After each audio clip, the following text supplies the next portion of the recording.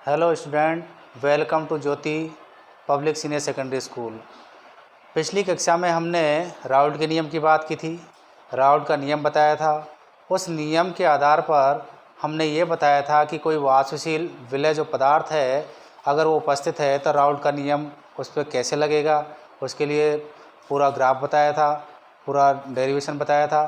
अब आज हम जो बात करते हैं वो अवाष्पशील विलय युक्त विलयन के लिए राउल्ट का नियम, अर्थात यहाँ पर अवाष्पशील विलय पदार्थ है जबकि विलायक है वो वाष्पशील है, उस समय राउल्ट का नियम कैसे काम करता है। तो यहाँ माना अवाष्पशील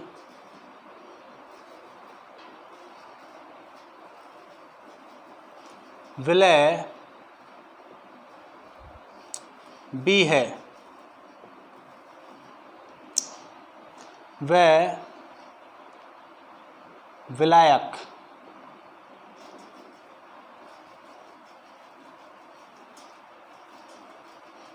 ए है। अतः इनके आंशिक वासुदाव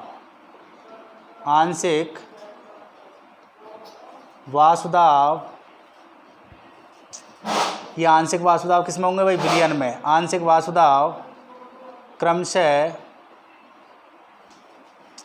पीबी व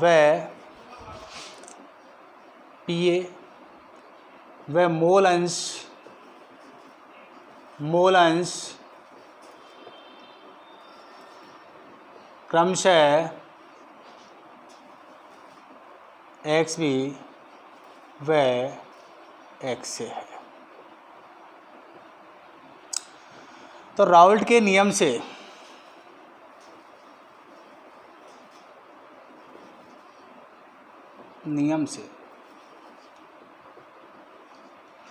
राउल्ट का नियम एक बात बताता है कि किसी विलयन में किसी भी घटक का आंशिक वासुदाव उस घटक के विलयन में उपस्थित मोल अंश के समानुपाती होता है।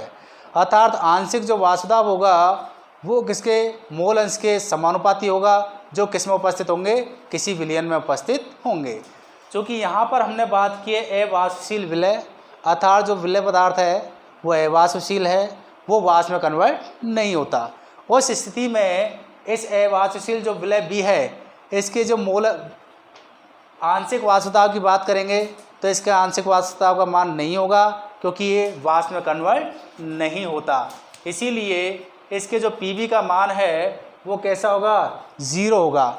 तो अगर मैं किसी विलयन के लिए बात कर लूँ तो राउल्ट के नियम के अनुसार क्या है? P बराबर PA प्लस PB। यहाँ पर P बराबर विलयन के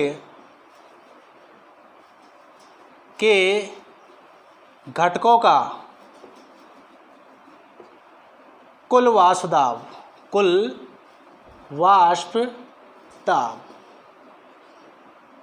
PA घटक A का आंशिक वाष्प दाब।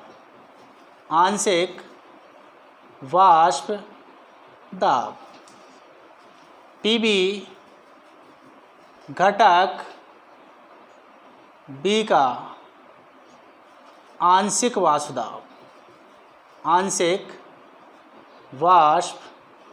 दाब। चूँकि यहाँ पर जो घटक B है, घटक B हमारे पास में कैसा है? अवाष्पशील है। इसीलिए PB का मान कैसा होगा? 0 होगा, क्योंकि ये वाष्प में कन्वर्ट नहीं होता। अतः इसे हम खोल लेते हैं। P बराबर P0 A x A plus P naught B x B. तो यहाँ पर पी बी बराबर ज़ीरो है, क्योंकि ये कैसा है, विलय अपने पास कैसा है, अवाष्पशील है। तो Pb इसका मतलब B का जो आंशिक वाष्प दाब होगा वो कैसा होगा, शून्य होगा। इसीलिए हमारे पास जो समीकरण निकल के आता है वो क्या आता है, P बराबर P0A x A। तो यहाँ से P0A x A समीकरण हमारे पास ये आ गया। हमें पता है x A plus x B बराबर 1 होता है। किसी भी विलयन में जब 2 या 3 घटक उपस्थित हों तो उनके जो मोल अंश है उनका योग सदैव 1 आता है। अर्थात x A plus x B या A के मोल अंश B के मोल अंश दोनों का जो योग होगा उसका मान 1 होगा। अर्थात यहाँ से x से बराबर क्या होगा, 1 माइनस एक्स बी, x के बराबर 1 माइनस एक्स बी। समीकरण 2 मान लिया इसे। तो यहाँ से समीकरण 2 का मान समीकरण 1 में रखने पर जैसे हमने मान रखा तो P बराबर हो गया अपने पास में P0A 1 माइनस एक्स बी। यहाँ हम इसे हल करेंगे तो P बराबर P0A माइनस P0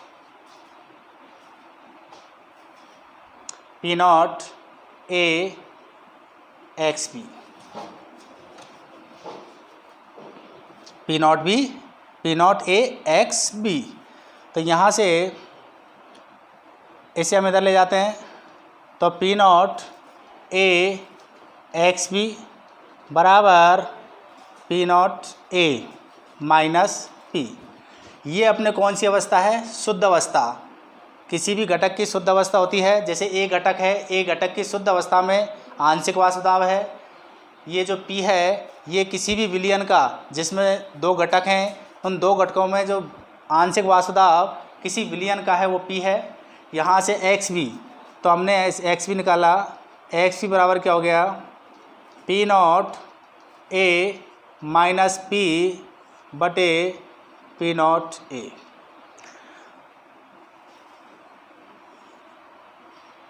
यहाँ P0 A माइनस P वाष्प दाब में वाष्प दाब का अवनमन कहलाता है, वाष्प दाब का अवनमन।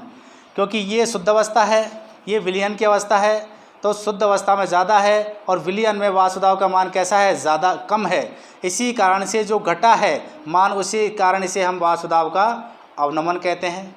और यहाँ से P0 A माइनस P बटे PA0 वाष्प दाब का आपेक्षिक अवनमन कहा जाता है। आपेक्षिक अवनमन कहा जाता है। अर्थात ये वाष्प दाब का अपेक्षित अवनमन है और PA0 माइनस P वाष्प दाब का अवनमन है, क्योंकि यहाँ शुद्ध अवस्था है। यहाँ अपने P0 A शुद्ध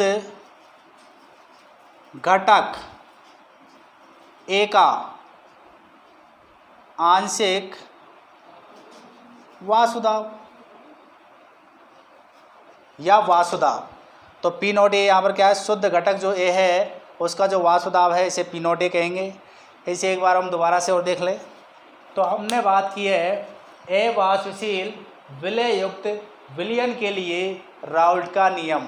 अर्थात यहाँ जो विलय पदार्थ होगा कैसा होगा, अवाष्पशील होगा। यहाँ हमें पता है, माना अवाष्पशील विलय हमने B माना है जबकि विलायक A माना है। अतः उनके आंशिक वाष्प दाब को मैंने PB और PA माना है। वह मोल अंश क्रम से XB XA, B का मोल अंश और A का मोल अंश।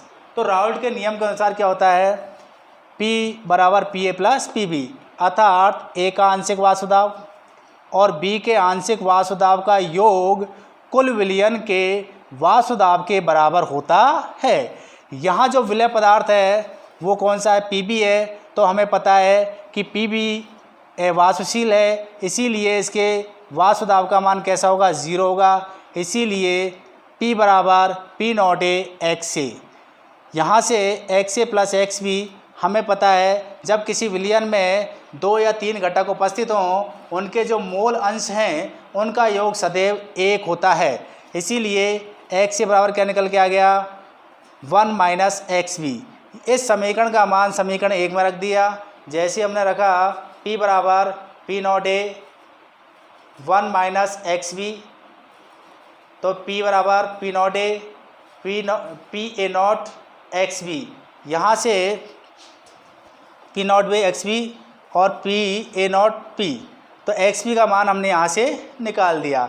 और एक बात ये भी देखते हैं, जैसे किसी बंद पात्र है, इस बंद पात्र में 2 प्रकार के मिश्रण भरे हैं, 2 प्रकार के घटक हैं। घटक B है जो कैसा है? अवाष्पशील, अवाष्पशील। और एक घटक A है, घटक A, ये कैसा है? वाष्पशील है, जिसे हम विलायक मान रहे हैं। यहाँ से हम देखेंगे निश्चित टेम्परेचर रखा हुआ है। निश्चित टेम्परेचर पर क्या होगा कि विलायक के जो कण हैं वो वाष्प में कन्वर्ट होना शुरू होंगे। विलय के कण वाष्प में कन्वर्ट होंगे नहीं क्योंकि वो अवाष्पशील हैं। लेकिन विलय के जो कण हैं या घटक B है वो सतह पर उपस्थित होगा, जिस कारण से सतह पर घटक B उपस्थित होने के कारण वाष्पीकरण के लिए जो सतह होती है उसकी मात्रा कैसी हो जाएगी? कम हो जाएगी। जब सतह की मात्रा कम होगी तो वाष्पीकरण की दर क्या होगी? कम होगी। इसीलिए जो घटक A है उसका वाष्प में कन्वर्ट होना कम हो जाएगा, जिसे ही हम कहते हैं वाष्प दाब का अवनमन। अर्थात जो घटक A था शुद्ध अवस्था में इसका जितना वाष्प दाब होगा, जब इसे विलयन में रखा जाएगा उस स्थिति में इसका वाष्प दाब कैसा होगा? कम होगा। इसे ही हम कहते हैं वाष्प दाब का अपेक्षित अवनमन, वाष्प दाब का अवनमन। और जब हम इसे देखते हैं तो वाष्प दाब का अपेक्षित अवनमन हो जाता है। अब अपन इस राउल्ट का जो नियम है, इस राउल्ट के नियम की सीमाओं की बात कर लेते हैं। आखिर इसकी क्या क्या सीमाएं हैं?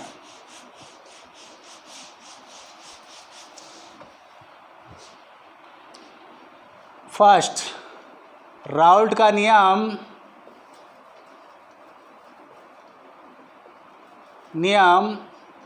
अत्यंत तनु विलयनों पर लागू होता है। अत्यंत तनु विलयनों पर लागू होता है।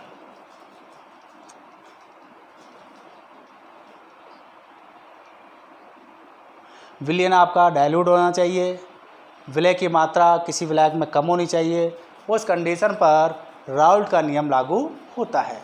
नेक्स्ट, एसटीपी पर घटक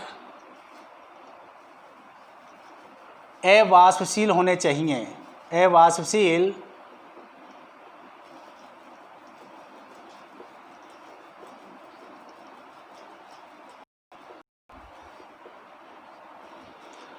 थर्ड,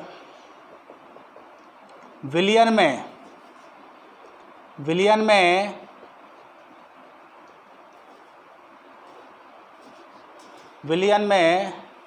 घटक सगुणित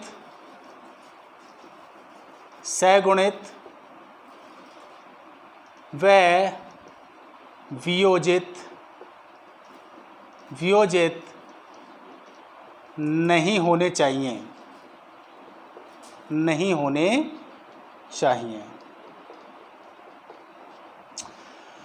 तो यहाँ हम बात कर लेते हैं राउल्ट का नियम अत्यंत तनु विलयनों पर लागू होता है। अगर विलयन आपका सांद्र होगा तो उस समय राउल्ट का नियम उसके लिए लागू नहीं हो पाएगा। तो यहाँ विलय की मात्रा कैसी कम होनी चाहिए, डायल्यूट अधिक होना चाहिए। नेक्स्ट है STP पर घटक है वाष्पशील होना चाहिए, अर्थात जो नॉर्मल टेम्परेचर और प्रेशर है उस पर जो घटक है वह वाष्पशील होने चाहिए।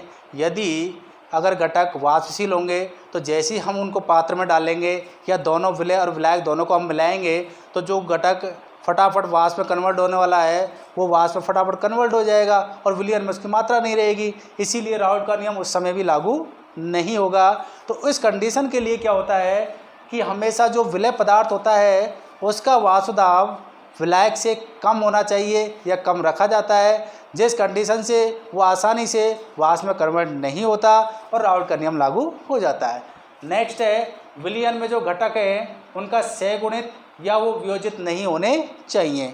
जैसे सपोज करो एक घटक अपने पास में A है और जैसे ये विलयन में गया, विलयन में जैसे ये गया और जाने के पश्चात इसका सहगुणन हो गया तो यहाँ से A2 हो गया कि एक घटक के जो करके क्या बना दिया, A2 बना दिया, सहगुणित हो गया, दोनों आपस में जॉइंट हो गए, मिल गए। ऐसी कंडीशन नहीं होनी चाहिए और उनका वियोजन भी नहीं होना चाहिए। वियोजन से यह है जैसे कोई भी घटक है AB है, AB कोई घटक है और जैसे ही हमने विलयन में उसे डाला और डालने के पश्चात क्या हुआ, इसका वियोजन हो गया, अर्थात वो टूट गया, आयंस में टूट सकता है। तो उस कंडीशन पर जैसे ये A+ और B नेगेटिव, अर्थात जैसे ही इसे विलयन में डाला ये अपने आयंस में कन्वर्ट हो गया, उस कंडीशन पर राउल्ट का नियम लागू नहीं होता। अर्थात विलयन में कोई भी घटक है जब उसमें डाला जाता है, घटक उसमें उपस्थित है तो उसकी वो सहगुणित या वियोजित नहीं होना चाहिए।